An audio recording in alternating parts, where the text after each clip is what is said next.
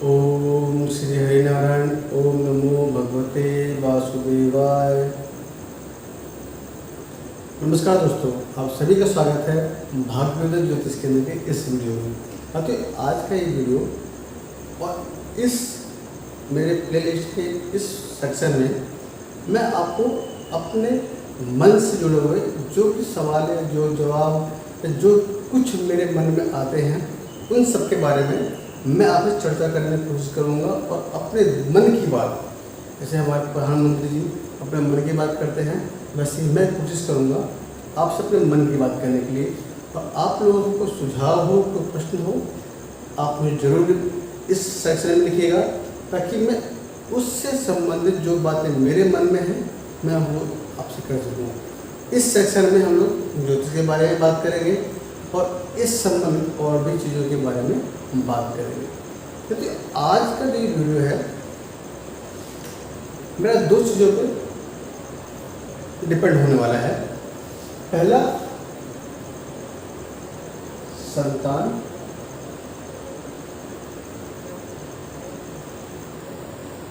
दूसरा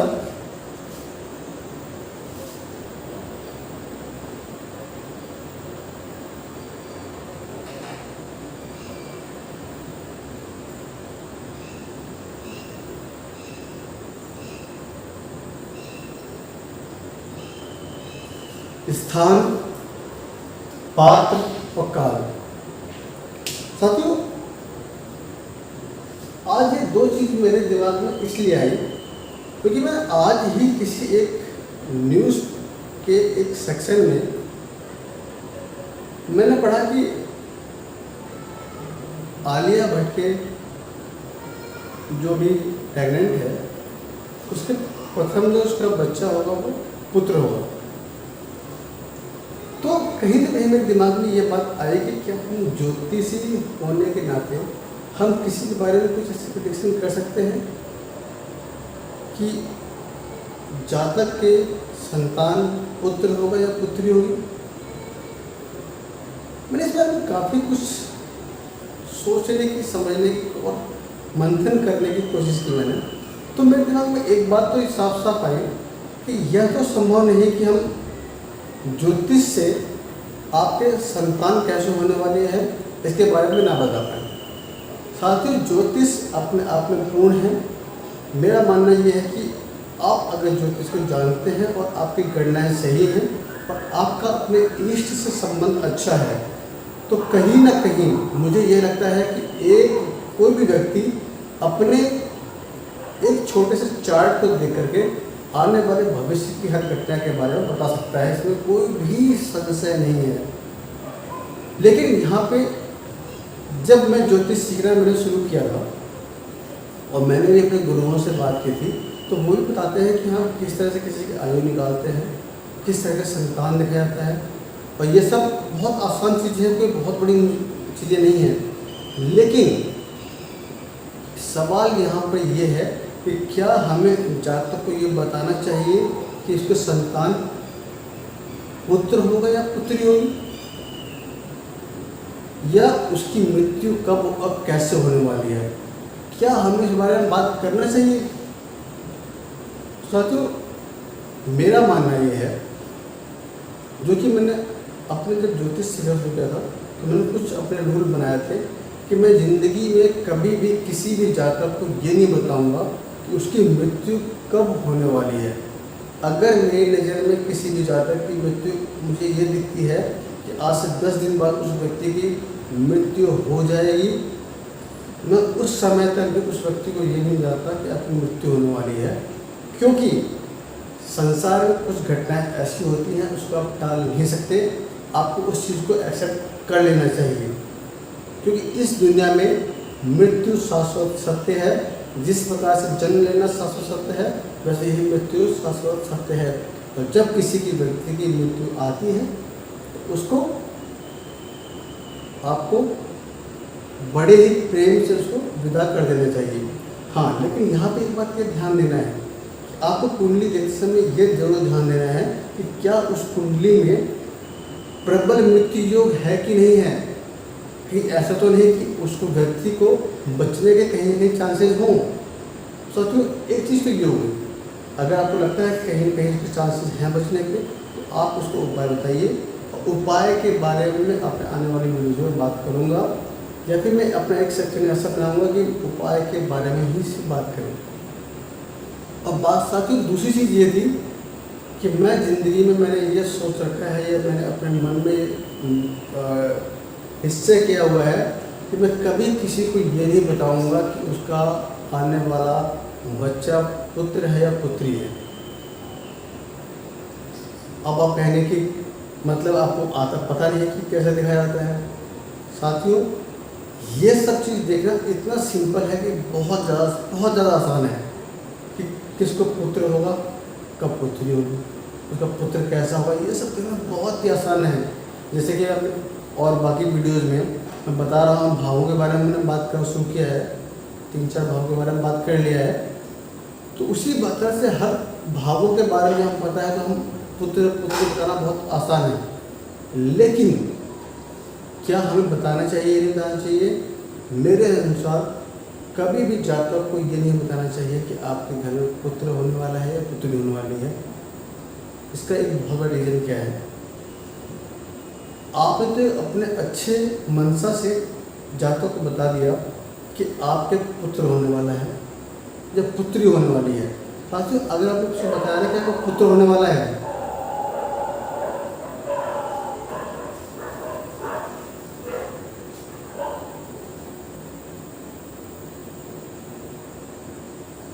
साथियों किसी को आपने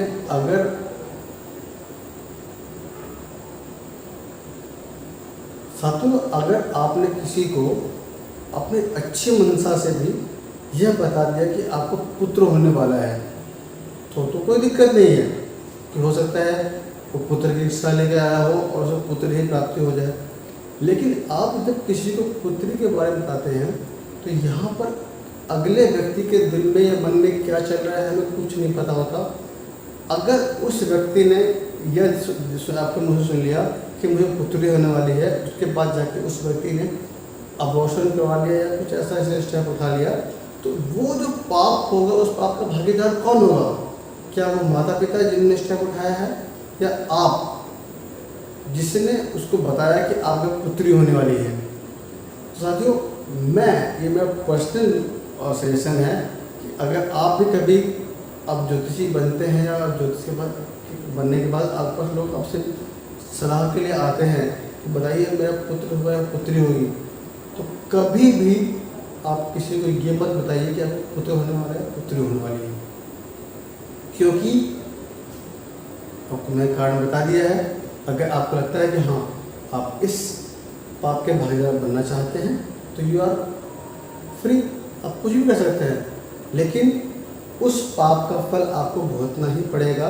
यह एक शाश्वत सत्य है कि आप किए गए कर्मों का फल आपको जरूर मिलता है। साथियों मेरा मानना है कभी किसी जाति को बताना नहीं चाहिए कि उसका पुत्र होगा या पुत्री होगी। अब बात दूसरी, मैंने इस चीज़ के बारे में बहुत बार डिस्कशन किया है कि देश काल पात्र क्या होता है, इसका हमारे कुंडली में क्या फर्क पड़ता है, क्या चीज़ होती है, उसका बहुत ज़्यादा महत्व होता है। साथियों अगर आप एक उदाहरण लीजिए, आपके पास कोई जातक आता है जो कि केरल के तरह से या फिर किसी एक ऐसे कम्युनिटी से बिलोंग करता है जहाँ पे सब लोग बहुत शिक्षित होते हैं। अब आपके पास अगर वो बच्चा आता है, लेकिन आपको उसके कुंडली में दिखता है कि आपकी कुंडली में बहुत कम ज्ञान या पढ़ाई है, तो अगर आप उसे ये बोल दोगे कि बेटा आप 5वीं पास नहीं हो सकते ना, तो आपका जो कैलकुलेशन है, जो गणना है, वो सब फेल हो जाएंगी, यहाँ पे ज्योतिष फेल हो जाएगा। लेकिन अगर कोई व्यक्ति आपके पास ऐसे किसी स्टेट से आता है जहाँ पे साक्षरता दर बहुत कम है, जैसे छत्तीसगढ़ हो गया, बिहार हो गया, ऐसे कुछ स्टेट्स होते हैं जहाँ पे साक्षरता दर काफ़ी कम है, वहाँ का कोई अगर आता है व्यक्ति आता है, तो आपको उसके बारे में जब आप प्रेडिक्शन कर रहे हो तो वहाँ पर आपकी जो कुछ भी फलित करने का जो तरीका होगा बिल्कुल डिफरेंट होगा, क्योंकि वहाँ भी ये बहुत सामान्य सी बात है कि कोई भी जातक पक्षपात ना हो साथियों। इसलिए देश काल पात्र का आपको हमेशा ध्यान रखना है। अभी आप उदाहरण लीजिए अफगानिस्तान का, बांग्लादेश का, श्रीलंका का या पाकिस्तान का। अब इन चारों जगहों के अगर पास 4 व्यक्ति आते हैं, कुंडली अगर सेम टाइम की सेम समय की होती है तो आपका प्रेडिक्शन बहुत ज़्यादा डिफरेंट होना चाहिए, क्योंकि जो व्यक्ति इस टाइम अगर अफगानिस्तान में है उसकी स्थिति अलग होगी। क्यों? क्योंकि वहाँ पे भी इस तरह का जो माहौल है बहुत अलग है। बांग्लादेश का होगा तो इसकी अच्छी स्थिति हो, श्रीलंका में बहुत बुरा हाल है तो वहाँ भी उसका भी कुछ जातक का अच्छा हाल नहीं होगा। सेम सिचुएशन वहाँ पाकिस्तान का है। अब अगर उसी समय का जन्म लिया हुआ व्यक्ति कोई आपका अमेरिका का या चाइना का कोई ऐसी जगह से आता है तो आपका फलित करने का जो तरीका होना चाहिए डिफरेंट होना चाहिए। इसलिए कभी भी देश काल पात्र का बहुत मायने रखता है। साथियों एक उदाहरण देता हूँ। आपके पास एक महिला का की कुंडली आती है और एक पुरुष कुंडली आती है। अगर आपको ये दिखता है कि उस कुंडली में, पुरुष की कुंडली में धन योग है, तो आप सीधा बोलते हो भैया कि आपके पास बहुत सारा धन होना चाहिए, आपका गाड़ी भी होना चाहिए, बंगला भी होना चाहिए, सब कुछ होना चाहिए। लेकिन अगर वही एक कोई स्त्री का आता है और आपको पता है कि इस स्त्री की को देख के साफ साफ लग रहा है कि इसका कहीं ये जॉब नहीं करती होगी या अर्निंग नहीं करती होगी, लेकिन उसके कुंडली में आपको फिर भी धन का कहीं से आगमन दिखाई दे रहा है, तो आपको ये बताना चाहिए कि आपके पति का कहीं ना कहीं आपका प्रमोशन होने वाला है तो कुछ ऐसा होने वाला है जिसके वजह से आपके घर में इनकम आए। साथियों इसलिए जब भी आप कोई कुंडली देखते हैं देश काल पात्र का जरूर ध्यान रखिएगा, क्योंकि आपकी सफलता का एक बहुत बड़ा फॉर्मूला है ये। साथियों इस तरह की बातें हम लोग आने वाले वीडियोज़ में अपने मन की बात में करेंगे। आप लोगों को सुझाव हो जरूर दीजिएगा। बहुत बहुत धन्यवाद इस वीडियो के लिए।